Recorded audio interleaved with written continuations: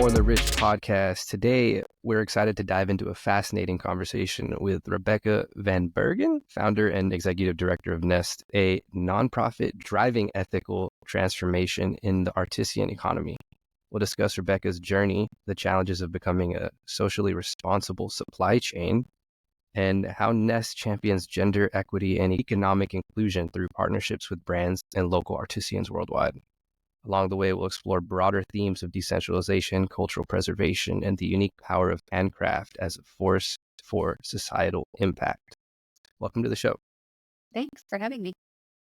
I was reading your report, The Handwork Landscape, Indigenous American Makers. I was really impressed. So I was just trying to summarize the findings. And as we know, with all industries within art, there are barriers that they face with access to capital and market barriers, but is there any other nuances that maybe artisans face that are different than other artists? Yeah, I think one of the things we're really interested in at Nest is that we work more specifically in the craft sector. And I think for a lot of artists, especially you mentioned our report on Native artists, but also women artists and other minority artists, their work is often classified as craft. And historically, that's been kind of a negative perception. And so I think one of the things we're really excited about is helping kind of reclaim craft as a legitimate art form and make sure that craft artists get access to supportive services, financing, grants, et cetera, but also the notoriety and attention that comes from being a notable artist. And so I'm really trying to kind of drive a narrative around the craft sector that it's both can be art and it can also be an economic driver and everything in between, and which can be complicated. Yeah, and I feel like as an artist, I relate to the aspect of having trouble with pricing art. So how does that come into play? I think for sure. And I think that like art, craft in it of itself is so broadly defined that there are, we work with craft artisans who, like we work with the G's Ben quilters in Alabama, and it's a group of Black quilters who many of their quilts are in major museums and art galleries, and they price for several $1,000s. And then we also work with quilters or basket weavers or jewelry artists who are much more interested in their craft becoming a small business than transitioning it to art per se. And so, their price points are much more affordable and they're looking more at questions of scale. And so, as an organization, we really kind of try to sit at this intersection where we can help kind of artists or craftspeople determine what kind of strategy they want to use to grow their business, whether it's kind of mass market or whether it's to end up kind of in a more niche art market, and then help them kind of self-realize those goals. Super interesting. And then the other one that got my attention was the Houston one. I had it here somewhere, but it was basically the same things about like access to resources. And yeah, can you just elaborate a little more? Because I'm in Texas, so that's the reason I'm focused. Yeah, I'm specifically focusing on these reports a little more so. So at Nest, we work kind of with artists and makers, and our program in the United States is specifically called Makers United, and it's really around kind of driving diversity, equity, and better access for crafters, makers, and artists. The program originated as being an urban program where we'd work in different cities. So in Texas, we have worked in Houston, we've worked in Dallas, we've worked in Austin, San Antonio, and really kind of the goal is to both kind of map the landscape of artists and makers who might not have grown their attention on social media and might not have been able to access supportive services, but then also kind of map the existing landscape for support for those makers or artists and help make connections between the two. Sorry, Yeah, I know you were about to no. That was one thing I was going to say earlier was, is it common sense at this point that whenever artists work together, like all art forms, that there's a more cohesive goal and maybe like success rate with what you're trying to accomplish? I think so. I think one of the things that we're really interested in, and like I'm speaking a little bit more from like a craft than an art perspective, but globally and historically and anthropologically, a lot of women were craft artists, and almost always that was done in communion with others. It was, women getting together and weaving baskets together as part of their culture and part of their community. And globally, you really see that most of the groups we work with internationally are still formed into cooperatives or small businesses, largely cooperatives.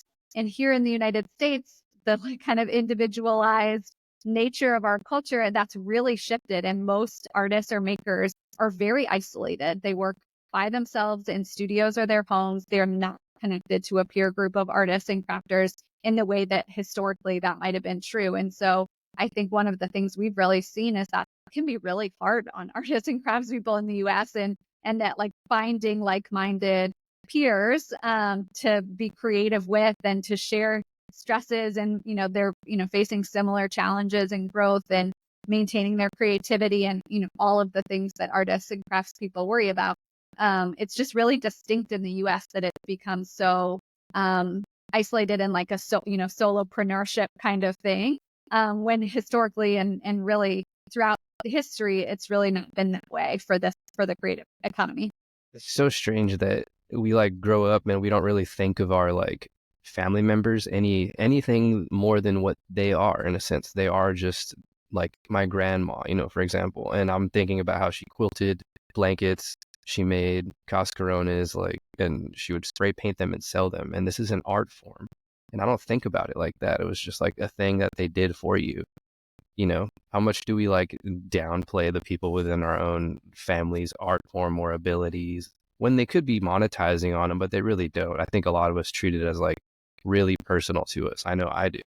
Yeah, and for so long that's what it was. Craft was things that mothers made for their kids, that grandmothers made, that a man in the village knew how to cobble or to do ironwork, and so they did things for the communal or the family interest. And then over time that that's been commercialized. But I think what's so interesting about art and craft is that probably all of us, it wouldn't take long to think about our own family tree, and there's a lot of craft and art and heritage in all of our families. Like, we're all so deeply connected to it, and we just maybe a generation or two in have forgotten So about crazy.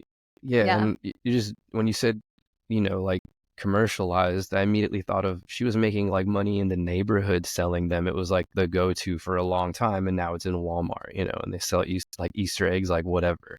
So Yeah. it's very interesting how also corporations have come in and, you know, not, I don't want to say belittled, but Yeah. completely taken over industries in a sense. Yeah, totally. And like that's the conversation around appropriation and culture. And I think it's a really valid one in many Yeah. ways. Yeah. The other thing was, I was going to say, is it would seem like you need a lot of oversight and logistics to manage like the decentralization aspect of, everyone working kind of remotely.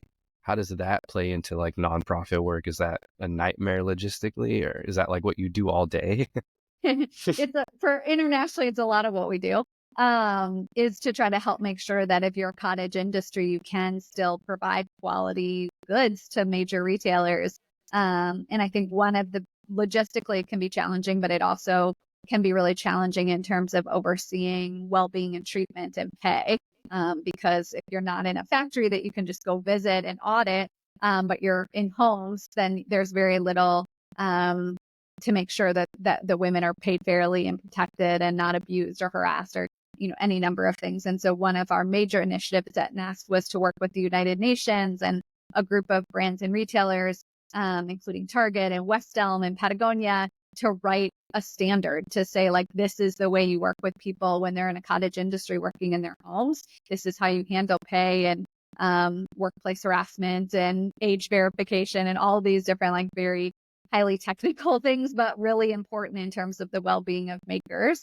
And we published it. So now companies can use it as their code of conduct and or hire Nest to quote unquote audit that supply chain to make sure that that the craft is being produced ethically when it's outside of a factory. And it carries a seal of ethical handcraft, which you can find it at Target and all And the retailers I mentioned. And you said internationally, so immediately like, what came to mind is I'm like, oh my God, like, can you imagine learning the compliance and regulations of all these countries? So not to like get super off topic, but Yeah. has AI been a big lifesaver in that aspect? Like, can you reach more people, access more? How is communication with that aspect? We have That's a good question. We haven't really leveraged AI too much. We do have to understand the regulation in every country where we work. And in many countries, our standard, what we say is fair and ethical, is actually above what labor law is Wow. in those countries. And so we're actually asking companies to do more for their workers than they could Wow. legally do, which Wow. is a little alarming. And so the home-based But work by is whose standards though, right, right? exactly. Got you. So that's something. But really, like, these kind of cottage industry craft supply chains internationally specifically, not all of the women have access to technology. And so a lot of it really is like when our team audits, it's literally, kind of going door to door to meet with the women themselves and verify that pay and other things are happening. And so it is a little bit time intensive, but really, really important to making sure that as we kind of consumer interest in handcrafted goods is met with like a level of transparency that we feel good about that purchasing. I'm just wondering, like, how do you negotiate ethical or like, hey, I know, like, would you be like, I need to provide research to these people so they understand women perform better if they have more freedoms? Is that what you're doing? Yeah, a bit of both. Yeah. So our training, our program is actually training first. So before we ever do anything that you would kind of call auditing in technical Hmm. language, we actually are working because so often if there's things that are happening that we would like to push to be different, it's often because they haven't been trained on how to do systems differently. They don't know to keep records or to write things down or to have a receipt.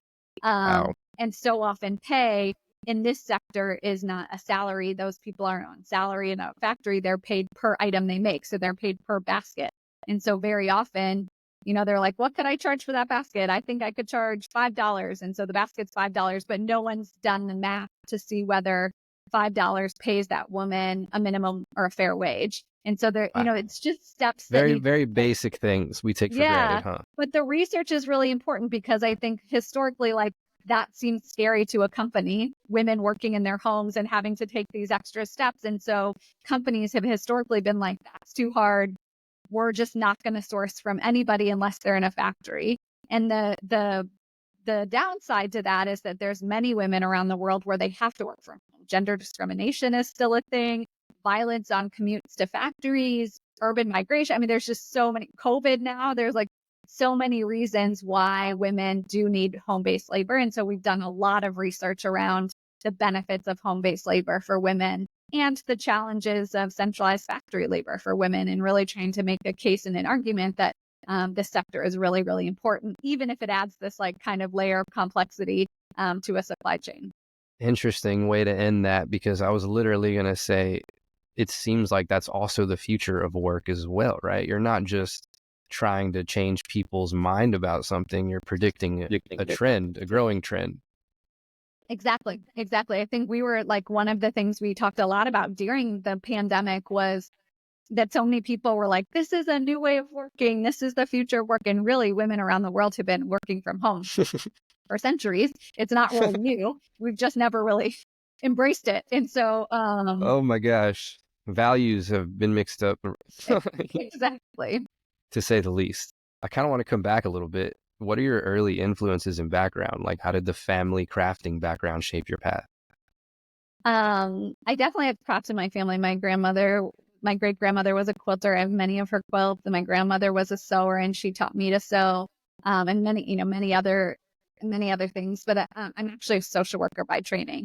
And the Nice. year that I got my degree in social work, Muhammad Yunus won the Nobel Peace Prize for microfinance. And I remember thinking that in our country, us alone is not a business. It's not a successful business. It's debt. And so, like, it might be a helpful tool to starting a business, but that alone wasn't going to make it easier for women around the world to run or succeed in small business. And so I really wanted to create a model that was more about holistic business support for women, that could maybe include lending, but definitely not exclusively so, and much more focused on business education and startup grant funding and market building, and things that would be a little bit more patient and slow in helping women build businesses. And 18 years later, that's still more or less our mission. It's changed a bit, but still mostly that. And craft is really just like, if you look around the world, that's what women are doing. It's primarily what women are doing besides agriculture. That's it. And so it really felt like the sector I wanted to be working in. I like to tell people, and then I'll stop talking. that I founded Nest the year before Etsy was founded. And Oh, so it's wow. interesting to think back because like craft and handmade are so a part of all of our lives now. Like you can't escape it. We all think about it and talk about it. Consumers know about it. But back then, craft was not talked about in that way. And so like just the change in consumer demand, really thanks to companies like Etsy, has been so dramatic in 18 years that it's now just so much a part of our daily existence to think about things being artisanal or handcrafted and that being desirable. Or even coming full circle, how you said about transactions, just being able to keep receipts. That's Yeah, crazy. Something so totally. basic too. And it's like some people are just thinking about surviving. That is not on their mind to keep track of a dollar, you know? Exactly. Totally. And like just the way e-commerce has changed, like the ease of owning your website or social media and being able to sell through social media. Like it's just so much has changed in the last 18 years. It's a different world for sure. I'd also imagine you're mitigating putting people in like these debt traps that are often, yeah, Yeah, exactly. imposed. Like I think microfinance, it was like the very early days of social business, which is now again kind of a topic lots of people talk about. But, microfinance scaled really quickly because people were like, we could make money and do good. This is new. And so people started giving out loans to women who really couldn't repay them. And it was really damaging to millions of Wow. women around the world. Yeah, I do notice even here where I'm at, there's a lot of contingencies tied to giving money away, right? Like, yeah, it may be free, but it's going to be like a debt on your books that looks bad for a long time is one that's happening to nonprofits where I'm at. Yeah, But just, absolutely. We've been pressured by funders into wanting to explore loans to our makers. And I feel really strongly and fight for it all the time that we should be giving grants, not loans. Like very small businesses aren't prepared to repay us and they shouldn't be. And that's not what our money is good for. It's to help get them on their feet, especially in an economy like this one. And so, anyway, and no, I and could have. essentially it should really just be treated as a line of credit last resort if you're knowing what, yeah, I got you. Um, what experiences from social work inspired Nest's creation? I mean, I think, sort of along those lines that I was, as a social worker, it's not so much about policy. It's much more about kind of you as a person working with a social worker to self-realize change, whatever that means, and really understanding the environment and what is kind of contributing to the challenges you might be facing. And so taken through that lens, microfinance seemed really challenging. And so, Hmm. um, I wanted to create a model that was much more about like you, woman entrepreneur, trying to start or run a craft business. What would you need to do this? And how would you define your own challenges? And how could I help invest in the solutions you see for yourself? And, I think a lot of the like values of social work, which are kind of around, ownership and self-determination of things as opposed to like, I know what you need. Let me tell you about that. Have really stayed true to kind of the way we think about program design and really making sure that we're co-creating solutions with makers and artists. We're never deciding what a maker and artist needs and telling them that. The only reason I'm freaking out is because I'm such an empath. So I'm like, I'd rather do my work from a distance. So how do you deal with all that? You do both. You do both, I guess. Virtual world is here to stay, so you can kind of keep your safe distance over the screen, but a lot of it is just about listening. I think it's really really important to us that we're always listening to our stakeholders. So probably like the frontline field workers is maybe not for you, but I think Mhm. it's really important to us that maker voice is always at the heart of what we're doing and we're responding. And that's essentially it. Did specific values from your upbringing influence Nest's mission? Yeah, I mean, definitely, like, obviously, like, I have a grandmother who is a crafter, but I also, um, I come from a line of entrepreneurs too. So my dad was an entrepreneur. My mom started a nonprofit. My sister did. So my aunt did. So we kind of, I think, like, the combination of, like, being willing to, like, go out on our own, but also, we have a really deep, still do, passion for social justice in my family. And, so I think it would be I don't think anyone in my family is veered into outside of the world of doing something good. So working for or starting a nonprofit is really pervasive in my family. I could agree and relate to that one. What was your initial vision for Nest? If you think about when you first created it and then how has it evolved?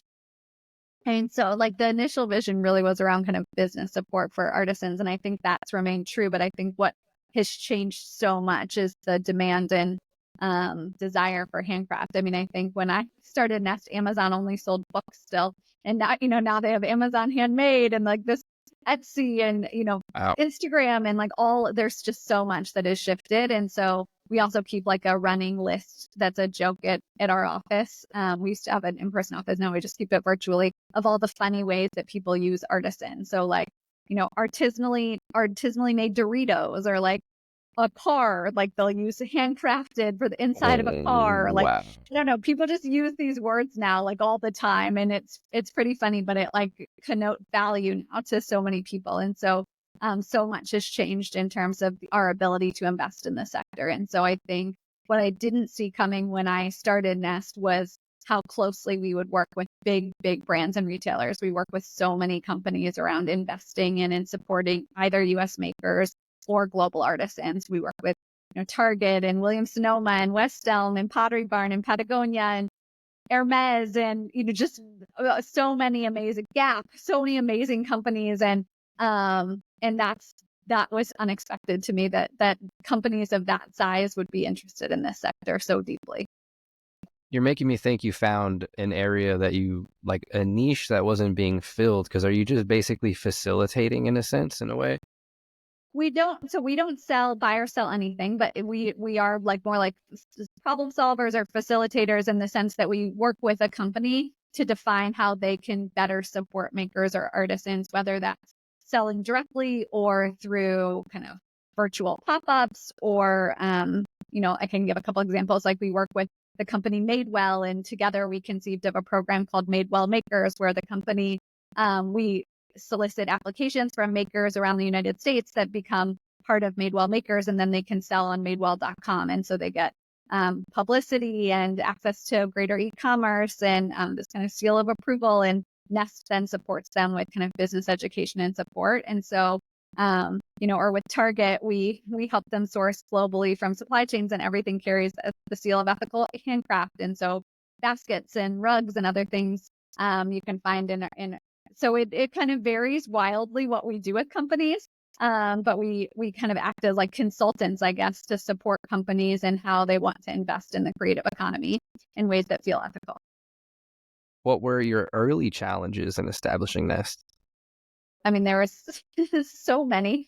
One, I'm a social worker from St. Louis, Missouri, so had no business doing any of the things that I'm doing now. I still like sometimes have imposter syndrome where I'm like flabbergasted that companies of that size trust me to consult with them on anything. I feel And that. so Relatable. that's a huge one. Yeah, Um, trust. yeah. And I think that like because I have that imposter syndrome so strong, I think there's like a humbleness to the way we do our work where it's okay if we're always learning and we evolve and we adapt. And kind of a major corporate value of our organization is to kind of be fluid and iterate and learn.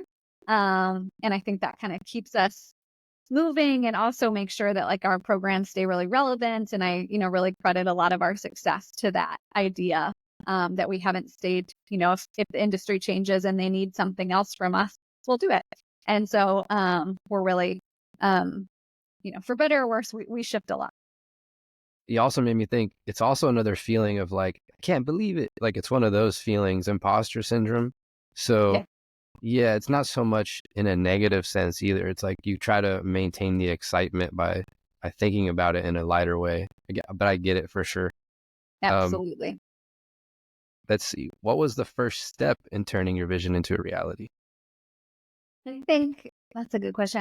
I think someone once told me this, and it's kind of like stuck with me ever since, that the difference between being a visionary and being a social entrepreneur is that a visionary kind of sees the mountains of where they want the world to be. They can see the vision, but a social entrepreneur wakes up every day and writes, like does looks at their feet and starts walking. And so Yeah. the difference is like between seeing and walking towards your vision is a big one. And I think I like that's never left me. And every day I feel like I have to kind of look ahead, but then mostly just look down and write a to-do list and do the things, send the emails, like hold the meetings that get us to where we're heading, and trying to find that balance. And you asked kind of mistakes, and one I think for sure is that it's also easy to stay looking down and stop looking up. Yep. And I think part of my role at the organization still is to set that vision and to share where we're heading as an organization. And there have been times where I get so in the weeds of waking up and doing the thing that the team loses, the big picture too. Like why are we doing all of these different efforts, and what are we coming together towards? And so I think it's really important that you're kind of finding that balance of where are we heading, and zoom out of the weeds and then also stay in them.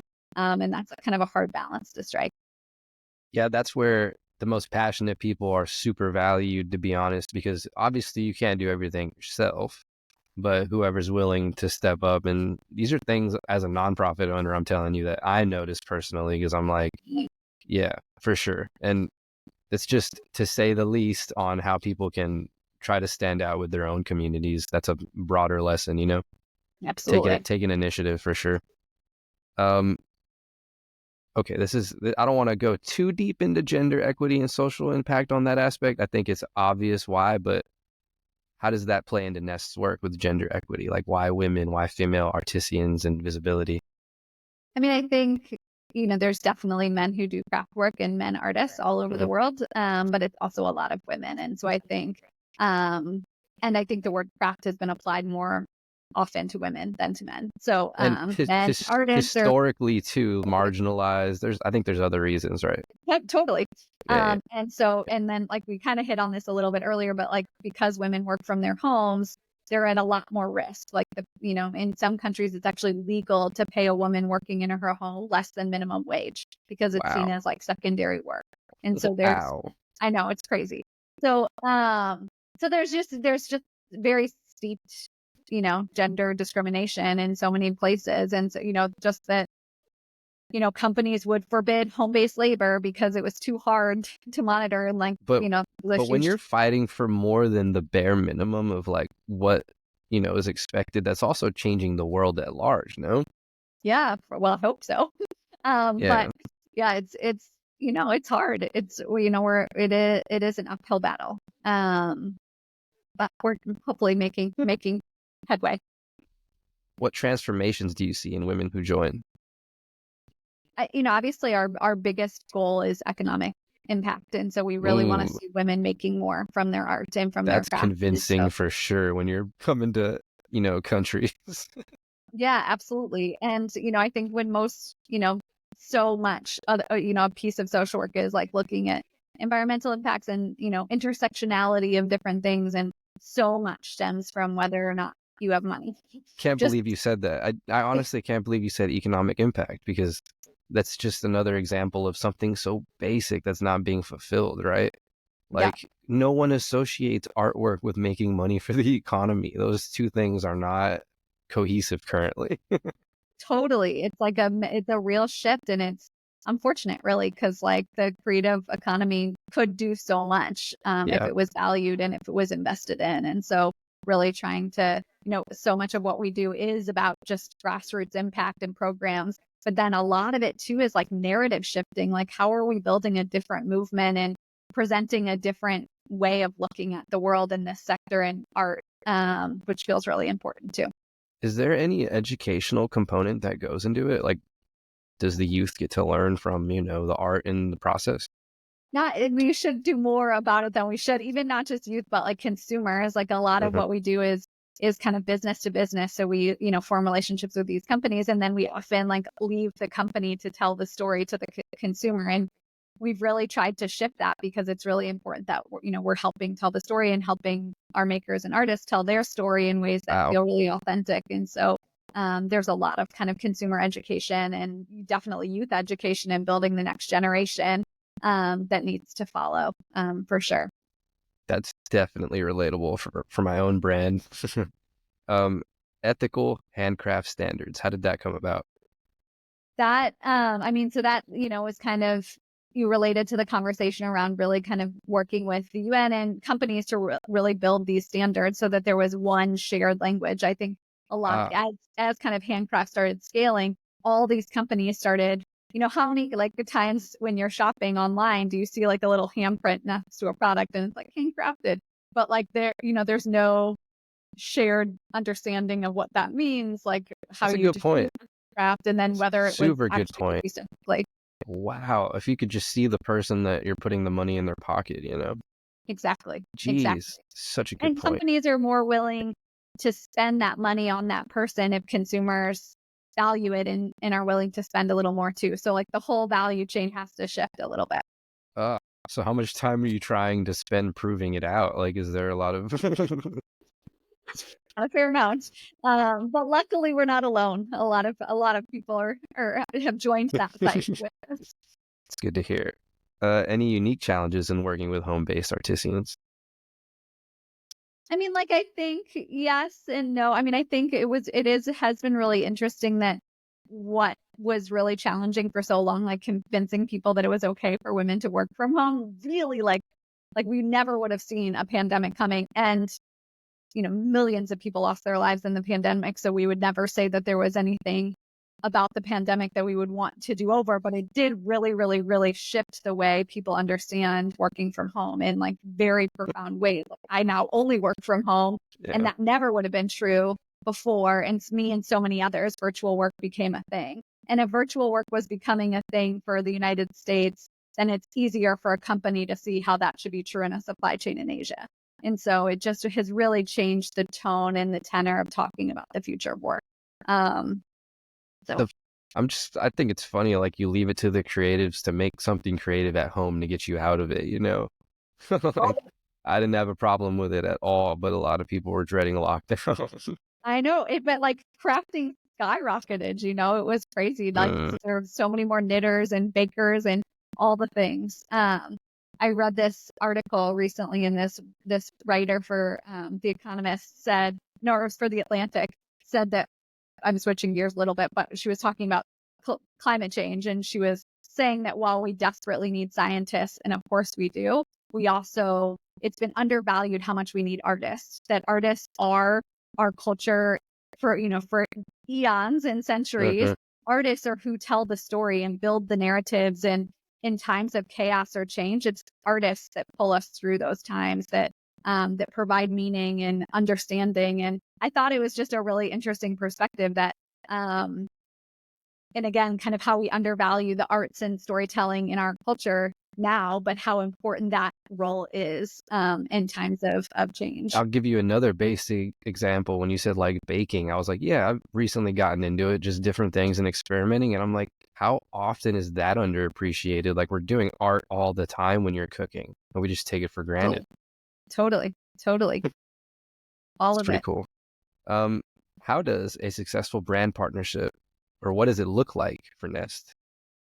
Oh, they vary pretty wildly. I mean, I think what's interesting is that, I think what we've been excited about is that, people sometimes ask me like whether I think handcrafting is dying because of AI and robotics and like, all of these things that are changing the way we make things and buy things. And I think it's been really interesting to look at the data, which is that as those things have increased, like in the last decade, as AI and robotics have really, really, boomed, the rise in the interest of handcraft has risen just as sharply. And I think that part of it is that like the human psyche just doesn't want everything to be AI. And so like they're, in parallel, like I think we might become a world where it's like either AI or, hand baked Well, sourdough I'm bread. trying to think of Well, like they're kind of like we're looking at extremes now.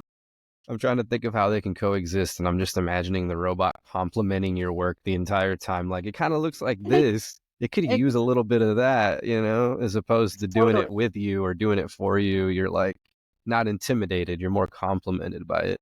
totally. Yeah, yeah, I can feel it. It might come. It might.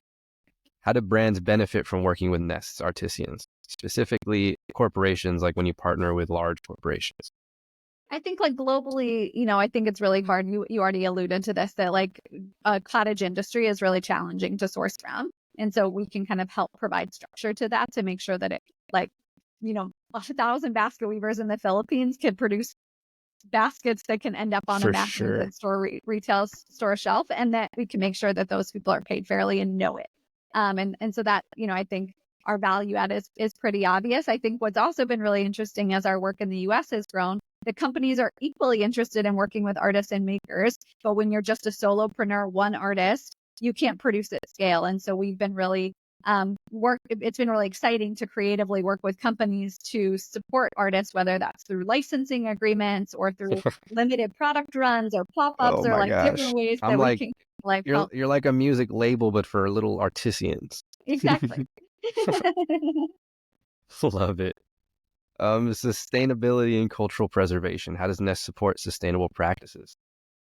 I think, like craft is fun. And like kind of what I was saying about like by nature of what it is, like artists and crafters have always been sustainable and creative. Like so much of it is like taking clay from outside and building this beautiful pot, or taking scraps of fabric and creating a quilt, and like pulling together raw So materials and making whatever something you have. beautiful out of it, whatever you can find and have. And so I think that like so much of the things that we now need to value as a society were valued at one point, and just got lost along the way. And so I think kind of revaluing some of these things, and so much of that has sustained in the craft economy that women still do craft that way, and so do men. And like, so how do we like take those lessons and pull them back out now that they matter a lot? Like, crafting is probably the most sustainable form of making goods versus, industrial manufacturing. And so how do we, kind of reimagine the solutions that the craft sector could bring to us? Yeah, you were talking about the importance of artists, but why is preserving cultural heritage crucial in today's economy? I think we just formed a partnership with UNHCR, which is the UN's High Commission on Refugees, and I think global displacement is at record levels between Hmm. kind of climate change and droughts and needing to move because of that, and then war on multiple continents and famine, and so I think one of the things that we're excited about is that when cultures are shifting and people are being displaced, they carry those skills with them. And it becomes more important than ever that they feel tied to those cultures and traditions. And so, but even outside of kind of displacement and refugees, it's sort of what I was saying, like we're all feeling this like moment of chaos and change, like things are shifting in the world around us. And so feeling connected to each other, and divisions are, we're facing an election here that's like one of the like has steep divisions. And there's rarely moments where we feel connected to each other, to our culture, to our families, to our family lineage. And craft is really one of the few unifiers we have left, that really kind of draw us together versus pull us apart. Made me think we don't even care about it until there's not many left. Like you can take the Indians for the most basic example. Like, oh, it might be beyond repair at this point. We should stop it. Exactly. If we have enough conscious to make that decision. Yeah. So do you see craft as a form of environmental sustainability? I know you said picking things apart and using what you have, but Definitely. And like, I think there's like a sense of art and craft, especially with craft, like functional art, that's like meant for longevity. It's built to last. Whereas most of what we have now is like planned obsolescence, and people like, building an iPhone but that you'll replace in a year, and like all these things. and do you think you're developing a more loyal fan base in that aspect? Because how do people treat that?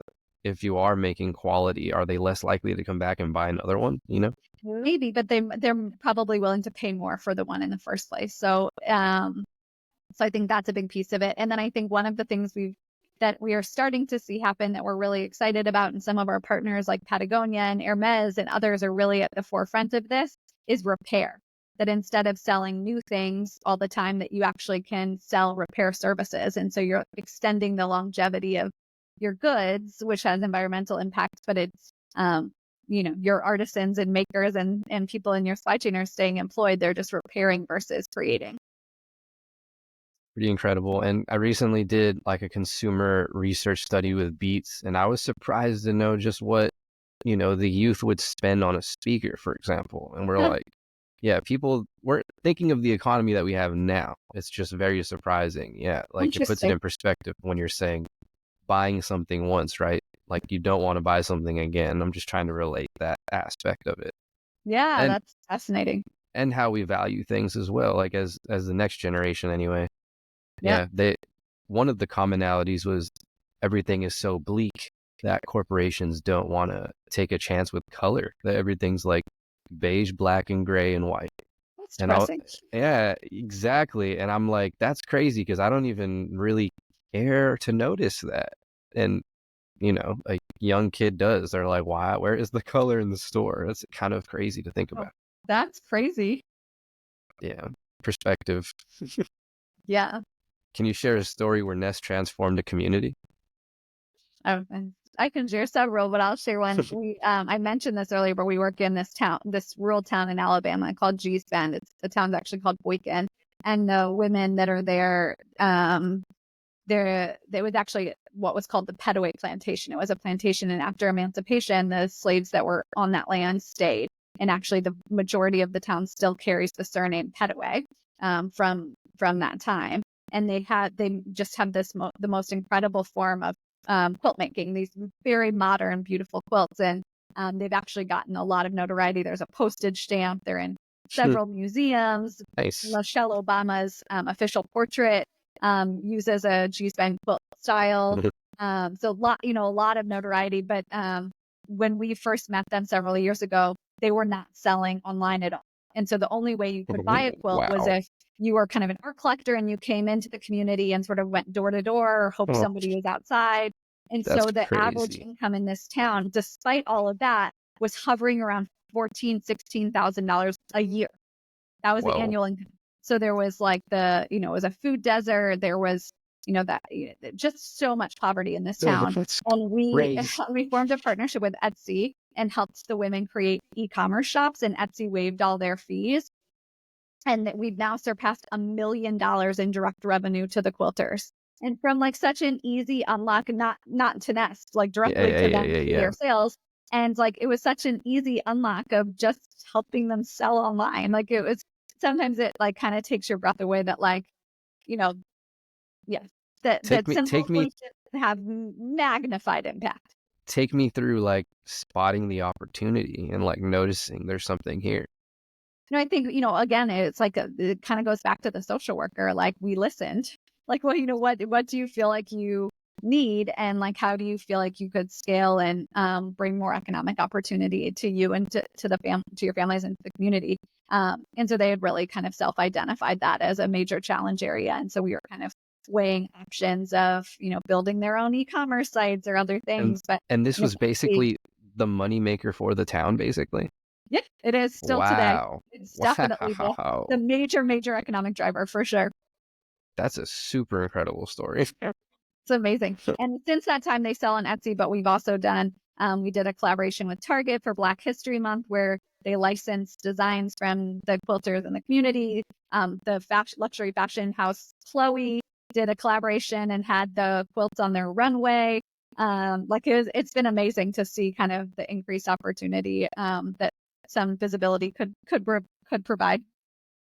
Wow. Yeah, I've been actually speaking with just other inventor friends talking about how some ideas would work better in other countries. And I Mhm. feel like that's a good example of, maybe we're a little too developed here that we don't even realize we could be helping other places in the world that was something so common and basic to us. Yep, absolutely. Wow. Yeah, just finding the opportunity. What unique strengths decentralized artisan networks bring?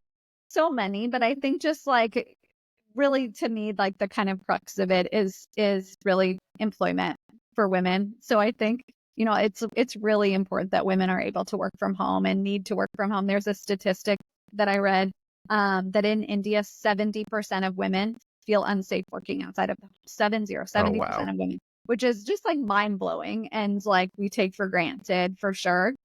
So many of us in the United States that, safety and security and other things, not everyone, but a lot of us. And And so just remembering that, kind of what you were saying, that these opportunities mean a lot, and are really, really important. So To just the ability is what you're saying. yeah, which they haven't always been afforded the ability to do that. And It's so pretty really, eye-opening. yeah. Leadership and personal reflection. How has leading Nest shaped your view of leadership? Oh, I'm, I don't know. I started Nest when I was 24 and I was so young. And Wow. so I I never even really worked anywhere else. So sometimes I think it's been just an evolving process, but it's been interesting that I think we're now at a staff of 32. And I think it's been that shift from we've doubled in size. We were 15 4 years ago. So we've like doubled in size in the last 4 years. And that growth has been really crazy. And leading an organization that's virtual has been really hard. So much of our culture was being together. And so shifting to being fully remote has been a challenge, but also we sing the praises of working from home. I just did. And that's so core to our mission. And so it also felt really important that as an organization, we embrace that too. So it's a challenge we rise to, but it's really hard to keep people motivated and inspired and connected when you're virtual. You can't go to too many virtual happy hours without feeling kind of dead inside. So trying to get together in person too. Only an introvert would say that. I'm trying to think of like, okay, so if that's the owner perspective, what about as a company perspective? Like, what are the biggest challenges that you're like, this would help, if I had this problem solved, we could reach more women, employ more people. What's the problems?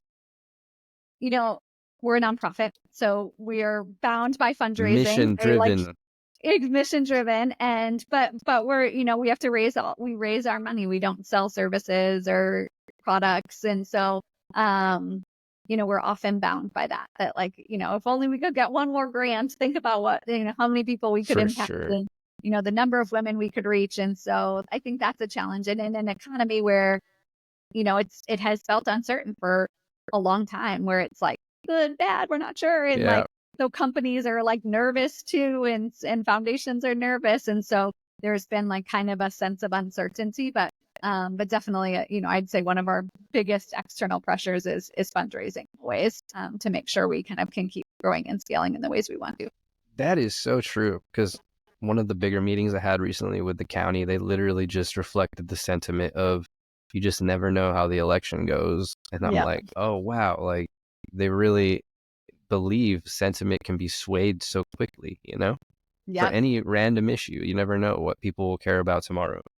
totally. And you see that it's, born in reality. So it is interesting. It's an interesting time. I'm like, I guess we'll blame the internet for being connected. Yes. So, Do you believe handcraft has a spiritual or healing component? I think one of the things I love most about it is, yes, there's like been all these interesting studies that like the repetitive motion of knitting or embroidery or beading Cathartic. triggers the same brain chemistry as meditation or counting the Oh, beads on a wow. rosary. And so that like kind of it actually is proven scientifically that it does. And then like the communal aspects of like the way it was historically done, that this, tied you to your family and to your legacy and to your community members. And Mm. so I think one of the most amazing things about our sector is, that it provides this rich economic opportunity, but it also has these healing properties. And so it kind of makes it all the more meaningful, especially in times like this. Any key lessons you've learned about human resilience, and how do you maintain passion, preventing burnout? Ooh, it's hard. It's hard. I think one of the things we talk a lot about is that, like, despite how hard things often feel externally to us, like, war and climate change and the election and all this stuff. And so we come to work like carrying all this stuff, and the news is always dark. And then we work in a sector that's all about beauty and like creation and unity and like culture and all these like very positive things. And so really trying to make sure we like remember that. And so we've, been working, trying as a team, like how we can bring that forward more to ourselves, but then also to others. Like this our, what we're doing is hope. And so how do we make sure that that message is conveyed? You spoke about transforming a town, but are there any other moments maybe that you encountered in your work that felt miraculous? There's so, it's like, the like amazing thing about being a social entrepreneur is the impact you see every day. And so like getting to be at the forefront of so many stories like that. We just did a craft prize where it was called Women in the West, and we did it with the jewelry designer Kendra Scott. And just these incredible artists all over. It was called Women in the West. And so all these Western artists applied, and we were able to grant $25,000 to the winner. And for her, it's going to be she's a cowboy boot maker, and it's just going to be transformative to be able to see what she does. And then we gave a second place grant to a native artist who makes these just incredible moccasins, and similarly going to be able to invest in her business in new ways. And so to be able to meet these people face to face and help kind of magnify and amplify the incredible, beautiful work they're already doing. I'm just like the luckiest person alive. The part that I love the most is it's just like some person doing something that they love to do by themselves. Usually it's not really like you say business, but let's be real.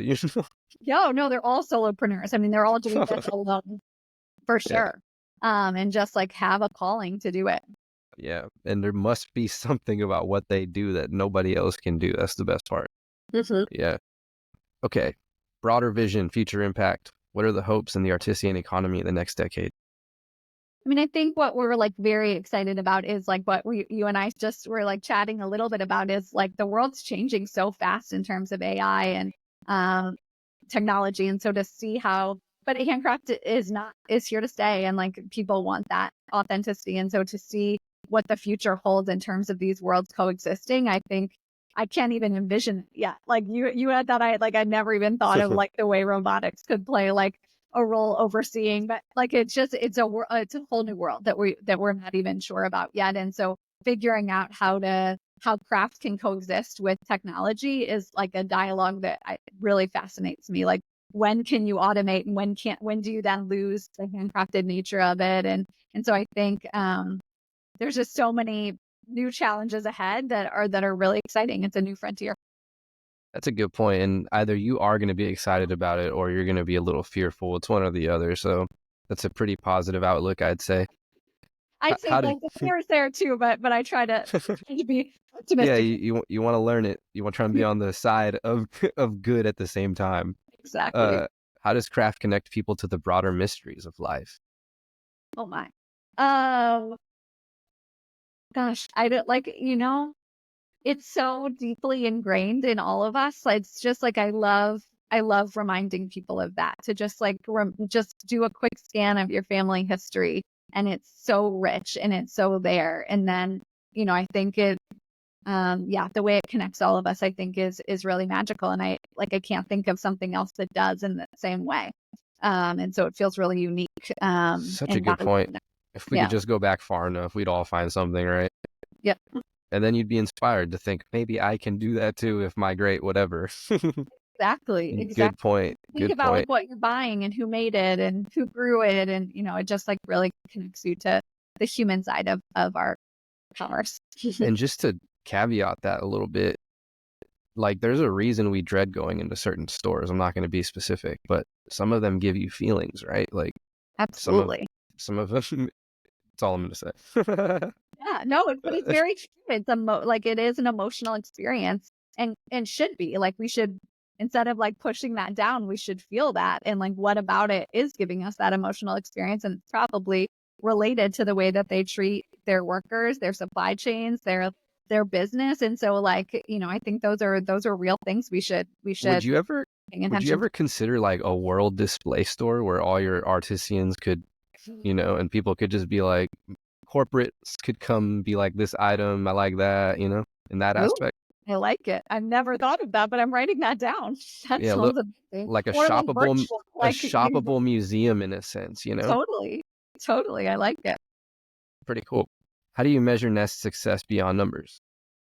It's hard, but I think like the changing, I think one of the things I was sharing is that like, I think the grassroots impact is really important. Like the stories of people that we're touching and the money they're generating is really important. But I think almost more important to me is to see over time that the narratives are shifting, that people are valuing handcraft more, that people are seeing the value of the creative economy and artists and the role they can play in our future. And I think, to me, that kind of narrative shift, you can't see it one Ooh. day to the next, but you can definitely see it one decade to the next. And I think um, Yes.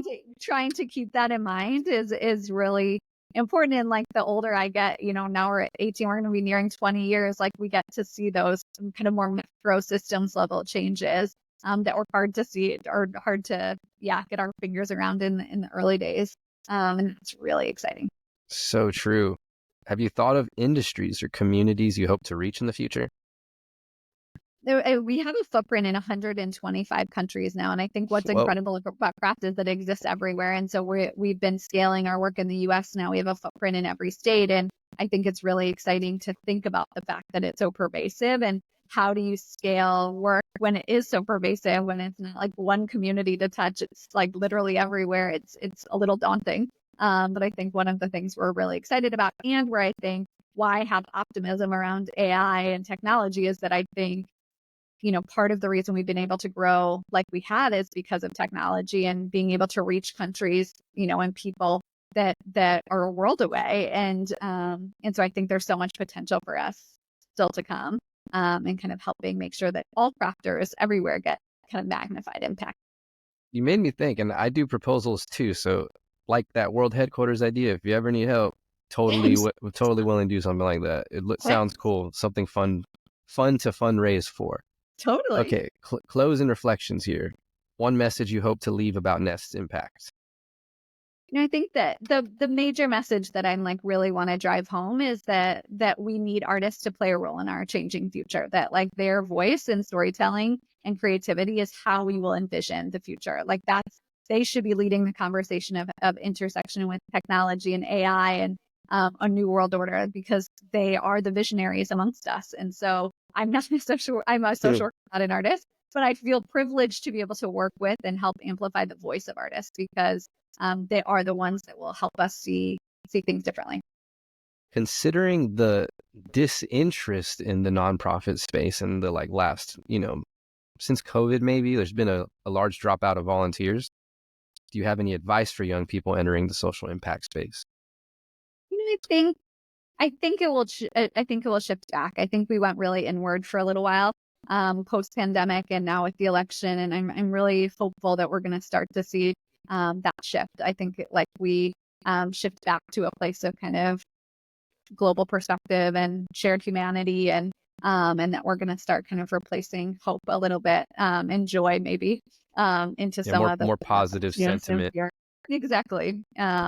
We can't last forever with drug colors, so maybe companies will start introducing some, pink speakers and yellow, and we'll kind of see joy trickle back into our daily life. Starts with color if you're listening, corporations. Exactly. There you go. A few more questions. What's the biggest misconception about artisan work? That I think that's not scalable. That that Oh, you wow. can't use it. I think what you were saying, like that so many people don't equate art with the economy, that with making money. And I think those narratives run deep, and those prejudices run deep. Like how many kids are told to go into law or banking or be a To be doctor, honest, and I then be an artist. And so hate to say it, but it's plays. like a reflection of our education system, though. It's just how we've been taught and what we value. So other Totally. countries around the world don't view it like that, and they probably have much more respect and revere their artists within their communities. But that's a very interesting perspective, right? Absolutely. And like you see, art classes are the first things to get cut from public Oh schools, my and all gosh. these are so whack. A little vendetta here coming. What's the most surprising insight you've gained about humanity? Oh my goodness, that's a deep question. Um, I think it's easy for us to fall into despair, but I think it's also easy for us to climb out. And I think that we just desperately need to. And Ooh, so I think little call to action there. I like it. exactly, a little call to action there.